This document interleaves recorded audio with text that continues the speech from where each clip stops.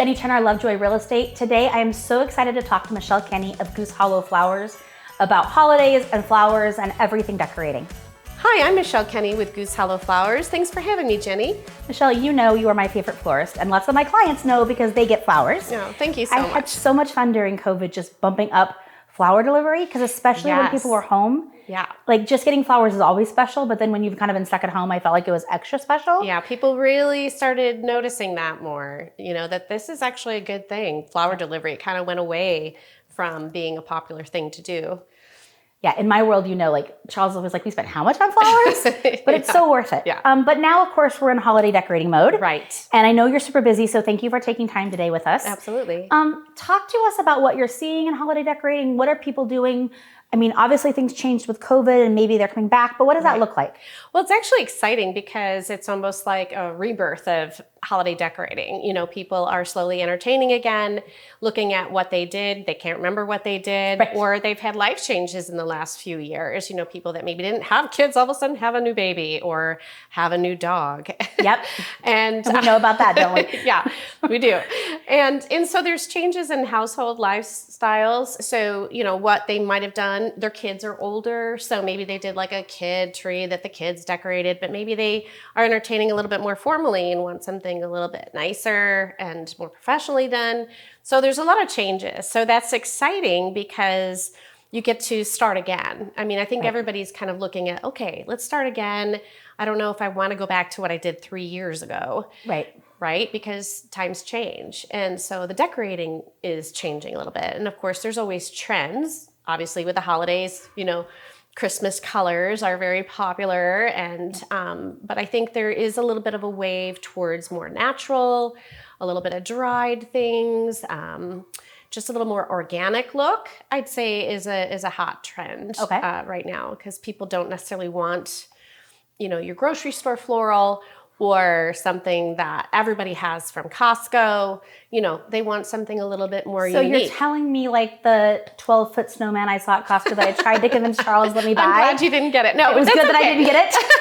Well, I mean, a lot of people are into those blow-up things on their lawn and different things like that. I think that it just depends on your lifestyle. You know, do you have kids? Do you, my dog, every time I walk him, he gets upset at every blow up thing that's on a lawn because it's like, it wasn't there before. And what is that blowing noise? Because they do make noise too. So, you know, it's all whatever you want and what your traditions are and, you know, however you want to decorate. But inside the home, I think there is a tendency to try to go more natural, I think is the feel and the vibe of what people want. And they're recognizing more that local is better, right? Small businesses are better, even though you've got everything available to you at every grocery store or big wholesale place, you know, or not wholesale place, but like Costco, you can get everything. And I shop at Costco too, so there's a lot of great things there as well. But you have local growers and farmers that have unique things and amazing greens, and it doesn't take much to add a little touch to something, even if you get something from the grocery store and fix it up a little bit with something local. It's really kind of fun. Make it a little bit more custom. Right. So is that like, as you talk about naturals, is that like more greens, like real greens on the mantles or on banisters, fresh those greens, kind of things? Yeah. And you know, artificial greens, some of them have like, they're not actually great, one for the environment necessarily, and some of them have like even lead in them too. So, you know, handling them is quality. Yeah. But a lot of people just don't want the mess. And if they have pets and, you know, cats or dogs or things like, you know, and small kids too, and sometimes are there secrets like if I wanted real greenery on my banister, but like I'm a little late this year, but I really like to decorate like the minute Thanksgiving's over. And then Charles likes to keep everything through the 12 days of Christmas. So like our stuff has to last a long time. And I end up with like the greenery like really like crispy, right? Is there any trick to make that better? No, but I would say scheduling that. So like on a banister, you're going to be touching it, using it, brushing against it. A fireplace mantle, you're not. So like in my home, I always put fresh cedar on my fireplace, and I actually do it on my kitchen, above my kitchen sink. You know, I add that cedar garland, or you can do a mixed garland, like in a lot of places, and it really makes the whole house festive. And I do that before I put up my tree, because I do have a party where I don't have room for my Christmas tree. So I want room for tables and space. We do like a cookie decorating thing. And so I put all these tables out and there's kids and frosting and it's a mess. So I don't need the tree. Right. So I do that for decorating. And once I put it up, it stays. And then I put lights in it while it's fresh. And then it just stays there. It's really brittle by the end of the year or end of the season, but it's not a traffic area. You're not touching it. It's not an area that it's going to get brushed and brittle but a banister, it would. So there would be maybe a good place to put maybe artificial if you want to do your banister, or wait to put it up, keep it outside in the cold until you need it for your party or entertaining. Got it. Be strategic around when you install it. Yeah. So like with me and my tree, I'm not putting it up until after this party, but I want it obviously in time for Christmas and to decorate and do that sort of thing. But so timing it, if you want a fresh product to last and you want it to look the best, do it right before you're entertaining. Right. If you can, in those high traffic areas. But like my mantle above my sink and the different areas I put it, it's up and it's fine, but I'm not going to move it until we're doing a major. Charles would really like me to not decorate at all. So that's what we balance, right? Like, and I'd like to decorate everywhere. So we just kind of compromise a little bit on that. Yeah. But you can decorate a lot with, even if you're doing a bowl with some ornaments, or even just having fresh floral in a spot, like on your kitchen island, or a spot of red here and there. You know, there's little, and I definitely put little things out all over my house when I don't have the tree. Like there's different spots, and I love potted amaryllis are great. Even just calendula plants that are blooming white, you know. We're back to that natural stuff, right? Like you're back a little bit more natural. And you can also do those little mini cypress trees too, and kind of do a little collection in an area, and those are live, and so they're not gonna like get everything dirty. Right. You know, you can do some of those potted trees even inside for a while and they'll look good as long as you water them. You know me well. Yeah, but there's a lot, and there's a lot that's commercially sold to us too, you know, in every store, you know, for holidays. And I usually kind of pick a theme, and I'm really into gnomes at my house. I've always been, I kind of like more of a Scandinavian vibe. Right. But yeah, I'd say, you know, there's a lot of little touches that you can do to decorate a little all over the house that doesn't have to be messy. Right. Yeah, that's the balance, right? Right. So let's talk real Christmas trees versus fake Christmas trees. Right. And as you know, I caved a few years ago and I bought a fake tree, and I will tell you that secretly I absolutely love it. Right. And I feel guilty because we live in the Northwest and this guilty. is like the land of Christmas trees, and I get it. Right. And I bought an expensive one, so like it would hopefully last for a really long time and like looks relatively real. How long have you had it? This is my second Christmas with it. Maybe my third Christmas. Yeah. I think this is our second Christmas with it. And, you know, like Charles and I would get in fights over lights. And like this is just magically lit. It's fabulous. And so in my like running a really busy life and a busy company and a busy everything, for us it was like it's been a wonderful thing. Right. Because I also like a really tall Christmas tree. So I want it like, I don't want just like a 4-foot tree. I want like the 12-foot tree. Right.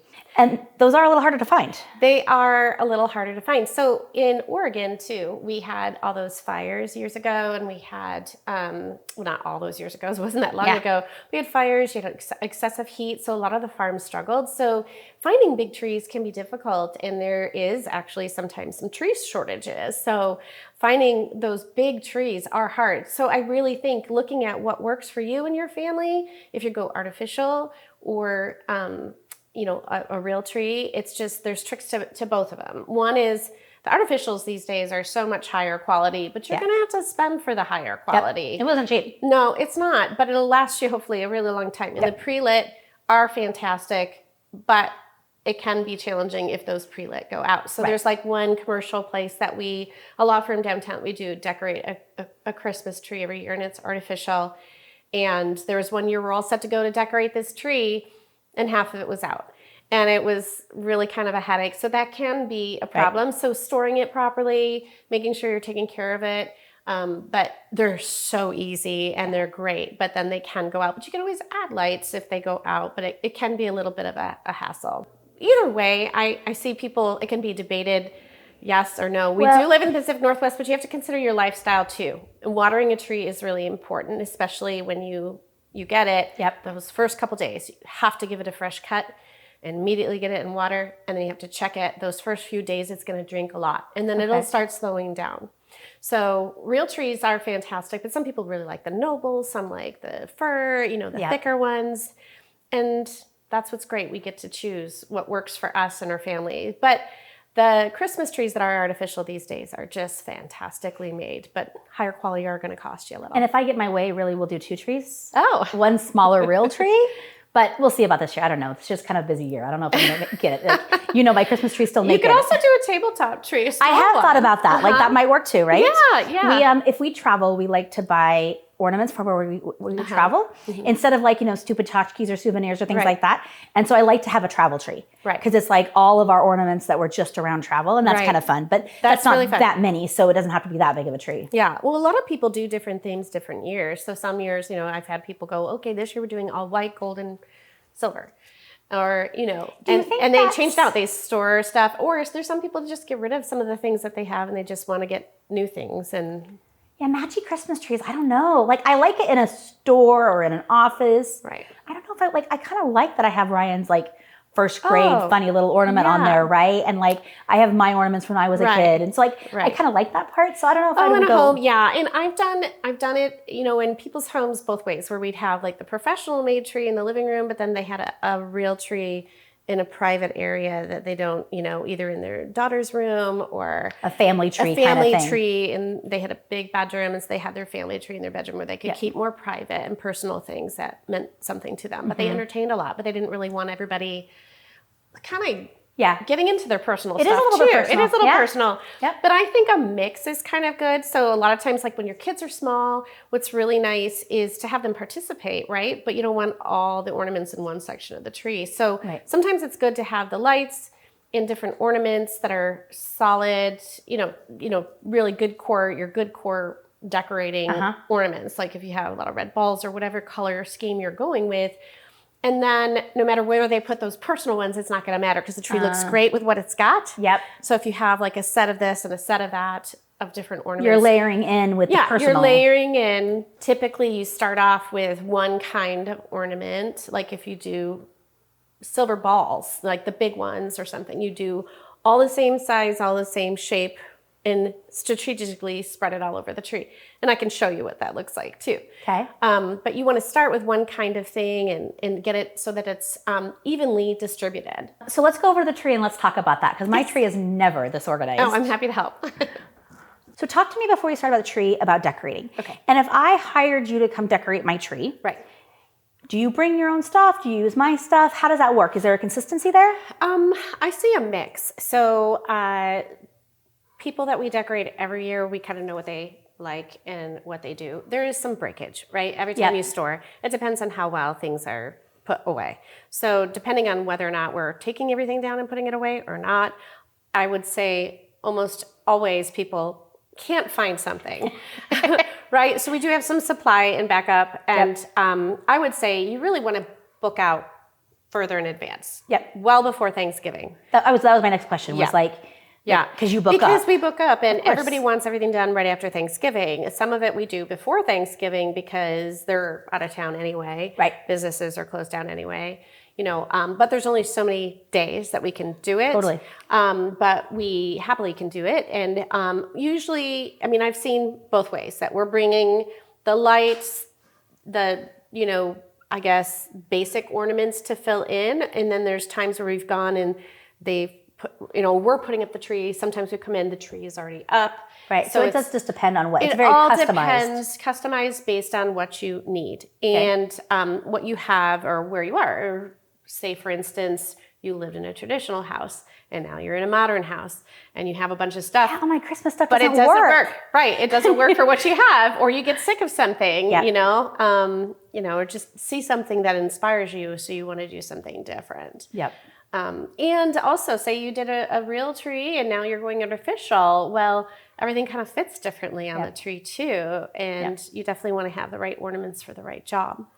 So step one, get the tree up.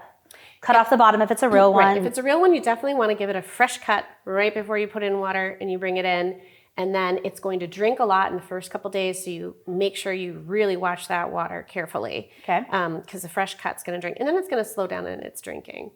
But then when you're decorating with the lights on a real tree, if it's not pre-lit, you're going to start from the top. People, really? Yes. Because Jenny, let me ask you, if you have decorated your tree with your lights and you're going all the way up and you're out of lights, you have to go get more lights. And so you keep going, and then you're at the very tippy top and you still need a little bit more at that top. Are you gonna put a whole strand up there? You can't just put a few, right? Okay. So if you start at the top and work your way down, you can always add more and hide half the cord behind the tree if you don't need the whole cord of lights. What you're doing or something. Right? It makes sense. It makes sense. It makes sense. Okay. And so you start at the top with your lights and come all the way down, and you can always add more towards the bottom. Do you wrap the lights around? Like, do you like kind of walk around the tree to do it? I do sections, sort of. Like in the top up at the top, I do. I want it to look good. I don't want to see a lot of cord. Right. So I'm a little particular in how I do it. I try to, but then I do sections a little bit more. Because it's a pain to kind of go all the way around. And if you have a really big tree, it's easier to do sections. Or a lot of times, like at my house, it's pretty much in a corner. Yep. So it's 3 sides, but you want the light in there. Yep. And then the other thing with a fresh tree, some people like colored lights, which I love too. And I think I have colored lights on my tree too. But I always use white lights in addition, so the tree is not super dark. So when you have a real tree, we don't have a real tree right in front of us, but in the inside of the tree, it's super dark. And sometimes you can hang a gazillion amount of ornaments, but you're never going to see them because the tree's so dark. So they just kind of disappear, and you keep putting them in there, and you're like, where do they go? I don't even see them because it's too dark. So you need that light. So you put I do a mix of white lights and color. Interesting. Okay. Yeah, because if you just do color, sometimes it's too dark of a tree. If it's a thick one, like a Douglas fir tree. I can totally picture what you're talking about. Yeah, we did a tree down in downtown in a hotel, and that year their theme was blue. They wanted all this blueness in it, and we did the tree with the blue lights, and it just was so dark. You couldn't see all the fun things that we put on that tree. Right. So we ended up adding in white lights into the center of the tree, especially in the darker part of it, just so that it kind of lit up so you could see the other ornaments and colors. And it didn't take away from the blue theme. It just added a light. It just brightened it up. It just brightened it up. So that's a great way to mix that. You can have your colored lights, but maybe do some white lights. So I would start with your white lights just to get it kind of going a little bit throughout. And then you go with the colored lights. I really struggled on what I wanted on my tree because it was pre-lit, right? So I had to make a decision. And they were out of the ones that could go back and forth. And so like, this was and then there's the ones that twinkle. I know, yeah. And then you can get the big ball ones, the little ones. It's everybody's different with what they like. But definitely you don't want it so dark that you can't see the ornaments that are there. And you want to be able to get the light to reflect on the ornaments. So after the lights, they're up, they look good. What's the next step? What do you do next? So because especially when you think about a big tree like this, you again are going to start at the top. Okay. So if you put a topper on, or if you have, a lot of times I'll use different sprays. There's a lot of different ways, but you got to think about what the top of the tree is going to look like and how you want that to be. And think about, you're going to have a ladder really close into the tree. So you don't want ornaments here that you're going to knock out. You want to start all the way up there, get that top of the tree going. And a lot of times that's one of the things I do is I do the tree topper, and then the kids can go that I hire. My college kids can go, and I'm like, okay, now you guys know what to do, because they're just not sure, and it just has to look right at the top of the tree. And really it's such a focus point, right? Yeah, it is. And it looks weird if it looks strange, you notice it right when you walk in. I don't know what it is. You just notice that top of the tree. So you want that looking nice. Is it really bad I don't even have a tree topper? No. But I use sometimes branches. There is that vibe of natural again too. So a lot of times I use branches, maybe glittery branches, maybe an artificial like poinsettia flower. I use a lot of flowers sometimes. There's a lot of different things, but you want to fix that top part to make it look good, and do that top part first. Right? Then I would say the next part is to go with one type of ornament. And you want to be able to balance the tree and not have every color. When you look at it, your eye gets drawn to maybe, say if you did the red, right, that I'm holding. If you have all red in one section and there's no red over here, or you have two right next to each other, it just looks off, right? You want it balanced and evenly distributed. Okay. So you want to try to start off with one of the ornaments that you have the most of and easily distribute. Bigger ornaments. That was my question. Yeah, do you want bigger ornaments, you want to kind of tuck into those holes. So you don't want to see, You don't want to see, especially with this artificial one, there's like a tag. You can see that it's artificial. You don't want to see that. You don't want to know that. So your bigger ones are going to go in those bigger holes. Okay. And a lot of times too with ornaments, they come, one of the tricks florists use is we use floral wire. We don't use these little things that come on them. You can keep them on them, but with floral wire, you can tighten it to get it exactly really where you want. Yep. And then it's not going to fall off, especially with a real tree. As it dries, your ornaments aren't going to fall off. Yep. Right? Yep. So professionally, we use wire to Makes get sense. it. But it's a good way to get it. Like if you try to hang it on an artificial tree, it's a lot easier because a lot of times you can manipulate the branches to hold it and hook it. But you want to fill those holes. But one of the things you want to do when you're decorating with, one of the rules that I work with when you're decorating a tree is I go with like a diamond shape. So say you have one here, the next one's going to be here, the next one's going to be there, the next one's there, right? So you zigzag throughout your tree so it's evenly distributed with one color, and then you start with the next one. But I also start with the biggest ornaments because, especially in a live tree, you're going to fill those big holes first, and then you go back on and play through. Right. Okay. And if your kids are helping you, like I mentioned, do some of the boring stuff first, get that top done, and then they can play around. And then also take a step back, turn away from your tree, don't look at it, and then turn back around, and then you'll see what's missing. Yeah. It's always helpful to have two people decorating a tree. While one's up on the ladder, you can say, no, a little to the left, a little to the right, especially with a big giant tree, right? Yeah. We just put up a 14-footer, and it's a massive, massive tree. And to go up and down that ladder, if you get down, you see where the hole is, and then you gotta, go back up and where's that hole again? So it's definitely helpful to have a second person, and it's more fun. Exactly, a spotter. Yeah, a spotter. Yeah. And then so you have kind of a base, right? And then you're layering in maybe your personal, maybe your smaller stuff, maybe things like let's that. Let's talk about shape too. So you don't want a tree with just a bunch of balls. You could.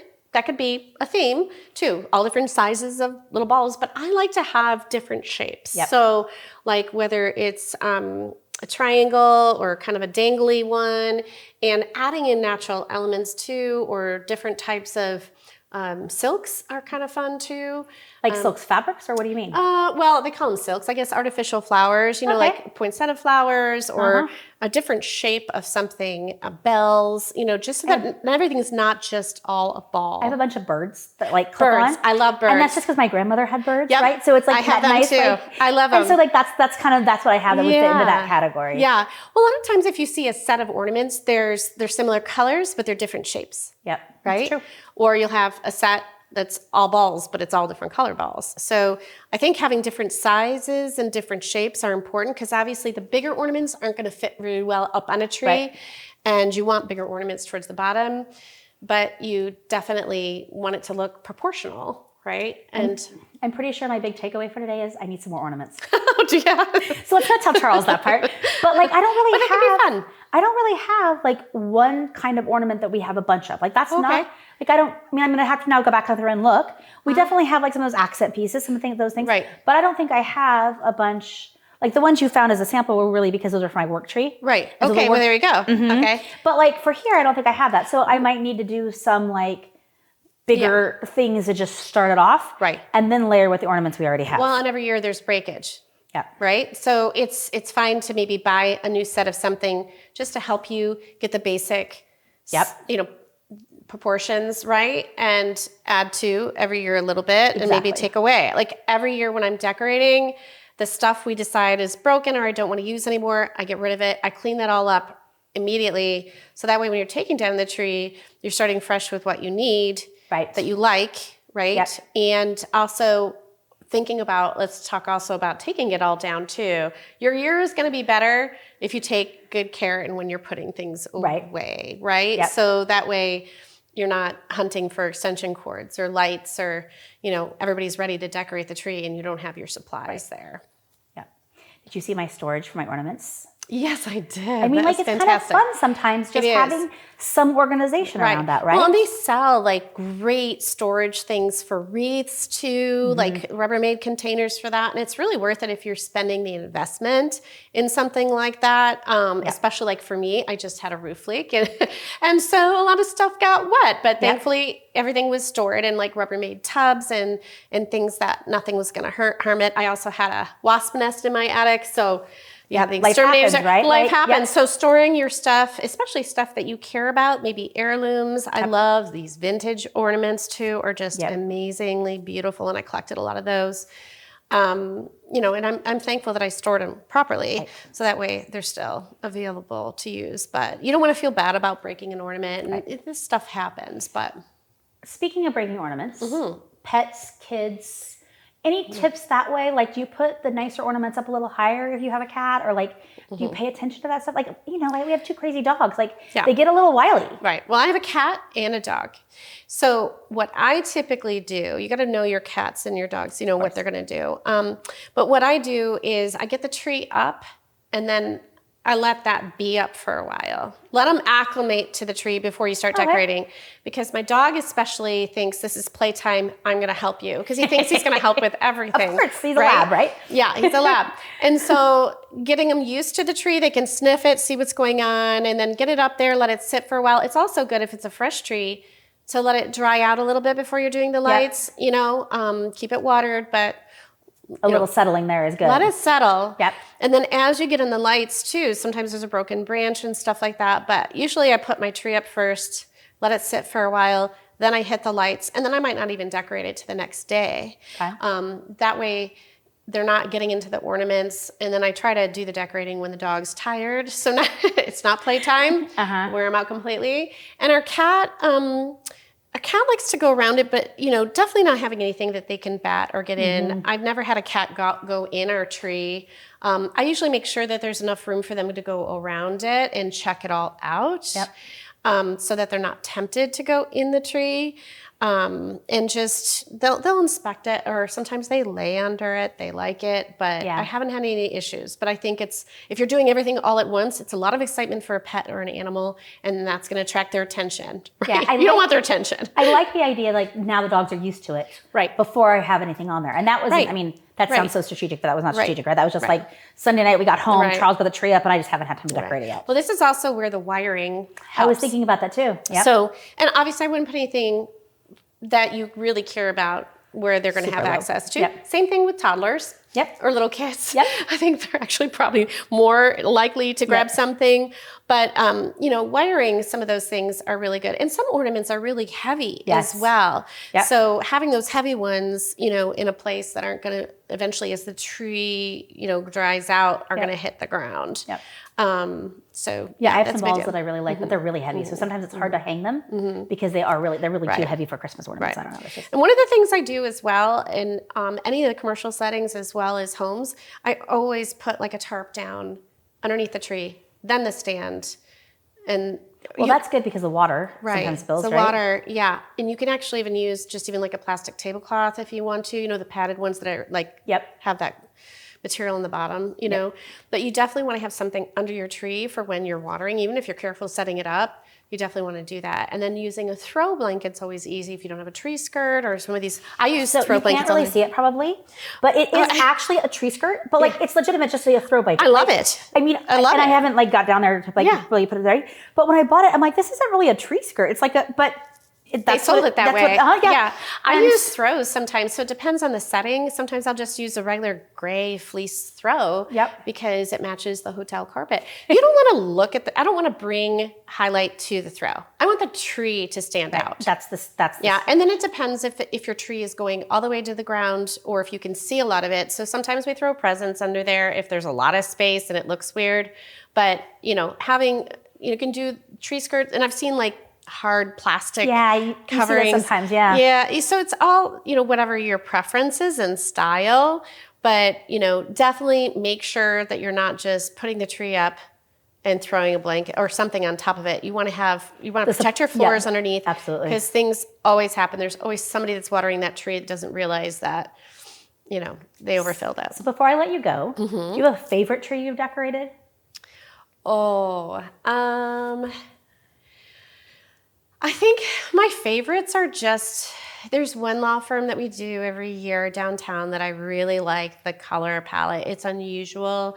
It's got blues and yellows and orange and your traditional reds, greens, gold, but it's just so vibrant. It's always one of my favorites to do. And it's almost like they're not my family, but every year I'm like, oh, I love this ornament. And some ornaments, once you find something that you really like, get it, because it's probably not going to be manufactured anymore. Right. It might not be available anymore. And I just think they're really beautiful. And then we did a tree for a home once, and I've never seen so many ornaments, and they had everything you could imagine, every animal, every type of character.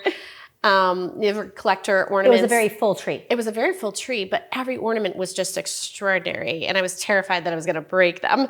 But, wherever they traveled, there were some really unique ornaments. And this tree was just fascinating because of all the colors. It tells a story. Yeah, right? It does tell a story. You said it was personal. And I was thinking about that because it is. It is pretty personal. Like our Christmas tree is kind of personal once it's up. Like it tells a story of like Ryan growing up and like during the ages. And my mom always does Christmas ornaments with him, as like that's what they do for Christmas for everything. And so I have like every year whatever funny craft she decided to do with him, right? But now of course when they're 15, like it's cute looking back on it. He doesn't love it, but I think it's super cute. Well, and I love being creative, so I think having a theme sometimes is fun, and I love going artistic. And one year we put plants, air plants in the tree, and it was a very organic looking tree. And that was really fun. A little woodland look is cool. And then I love some of the vintage too. We've done in the past some vintage trees that just, we even did the vintage icicle lights, which I don't think I'll do again, but it was really cool. We were recreating something we saw in a photo. Oh, interesting. Of like tree from, and they have that heavy metal glitter, and we got a hold of that, but that stuff goes everywhere. There's a balance there, right? There is a balance. And usually this time of year we're covered in glitter and sparkles from just decorating. Charles grew up with that silver, they call it tinsel, but I grew up with that's what I meant, tinsel. But like I grew up with tinsel was the like thin threads thing down, but his family, it's not. It's like the... Thicker? Yeah, it's like thicker and you wrap it around. Like the garland? Like a garland, but like a silver sparkle garland. They call that tinsel too. There's the old-fashioned little angel hair kind of tinsel. That's the one I meant, and it goes everywhere. Yeah, that's what I grew up with. Yeah. But Charles grew up with the garlands type. Yeah. And so we tend to rotate a little bit because I like my kind and he likes his kind. Yeah. But this year we're gonna do the garlands. So that's the... And some people do ribbon too. I think it just depends on what you like. And I have beads that I do in mine. Like there's like a garland of beads. Garland of beads that are shiny and different colors, and I like them kind of going zigzag in my home tree. Yep. So it just depends, and it adds a different dimension and it catches the light. Right. Yeah. And it doesn't have to be expensive, right? Like that's part of it. Like it can be just stuff that you have around or ribbons or Charles and my first tree that we did when we first started living together, we lived in a woolen mill. And so our tree had red and white ribbons I tied in bows.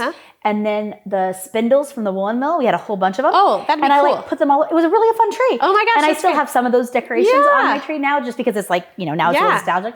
But like that was a year like we didn't have any money. Like we were like there's nothing. It's so fun. Yeah, it's so fun. And even creative. Like glitter sprays, you can add some texture to your tree is kind of good too. Like, I think I had some left over from a project and I just didn't even know what I was going to do with it. And then I just had it and tried a little bit and it just had enough glitter on it that it just kind of picked up some light. It added something to the tree and I don't know really what. But then if I don't use this stuff, it's missing. Right. So it's hard to tell sometimes. Yeah, it's just texture. Thank you so much. I really appreciate you coming and giving us these tips. Jenny Turner with Lovejoy Real Estate. Follow us, like us on social, do all the things. We'll definitely catch up again. Okay. Well, thank you so much for having us, Jenny. We really appreciate all the business you brought to us at Goose Hollow Flowers. We really enjoy the holiday season, so we wish everybody a Merry Christmas.